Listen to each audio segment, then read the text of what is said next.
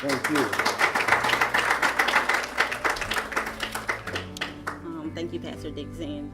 Thank you, Merrill, and thank you, Take Action, for having me here. As he stated, I am a two-time gun violence survivor. I am one of 15 children who lost their father to gun violence in 1987. My mother was 29 with 15 children, ranging from the age of 15 to 2 months old. 3 years ago here in Horry County, I lost my sister to gun violence. As she sat and played bingo, her estranged boyfriend came in there and blew her brains out in front of 200 people and later killed himself in that bingo pole. I believe collectively, with your help, we can do something. Horry County is a beautiful place. It is. But it doesn't matter how beautiful the buildings are if the citizen is destroying it. If they're watching us all over the country and we have 8 shootings, 8 victims in a matter of hours, is that what Myrtle Beach has become? I said no. I stand here and I said enough is enough. If you want to get involved, find somebody in here and ask us how you can be involved, because there is a way and you are the solution. Thank you. 2015, I experienced every parent's nightmare. I got that phone call. My 14-year-old son, Tajon Chase DeWitt, was shot and killed. He was in the 8th grade. He was actually killed off of Highway 90. If any of you are not familiar with the area, it's close to North Myrtle Beach.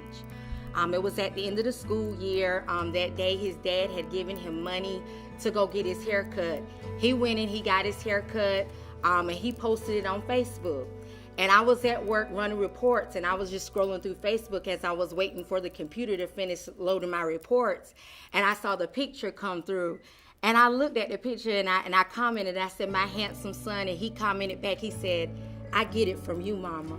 That was at 6:42. At 8:40, my baby was dead.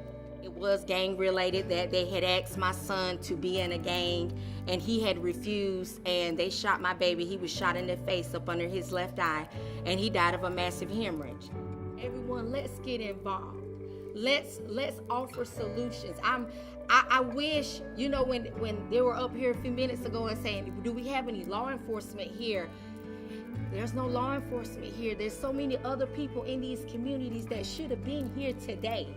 They should have been here. But you know what? People don't care and they don't think about it because it has not hit their home. And it may hit your home. Let's get involved. Maybe we may not be able to save everybody, but there are a lot of children and a lot of families that we will be able to save. Thank you for listening to my story. I'm Meryl Chapman. I am the president of the South Carolina chapters of the Brady Campaign to Prevent Gun Violence. I'm here at the summit today because it's time for us to find solutions to gun violence. It's an epidemic in our community, and we need the community's input in the solutions. We also need the police input in the solutions. We're not seeing that today, but we need them to come out and be one-on-one with us to find a reason why it's happening and to get rid of the epidemic.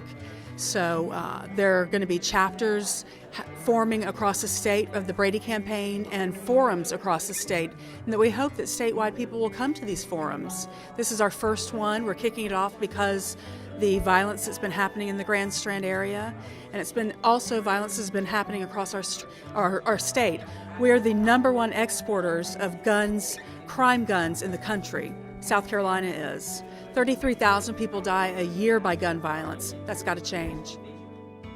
My name is Julena Oxley, and I'm the co-founder of Grand Strand Action Together, and I'm also an ethics teacher at Coastal Carolina University. And so one of the topics that we feel really strongly about is gun violence in our community, because we're really interested in looking at the problems that we have. And currently, gun violence is on the rise in Myrtle Beach in South Carolina. We have the 7th highest gun violence rate in the United States.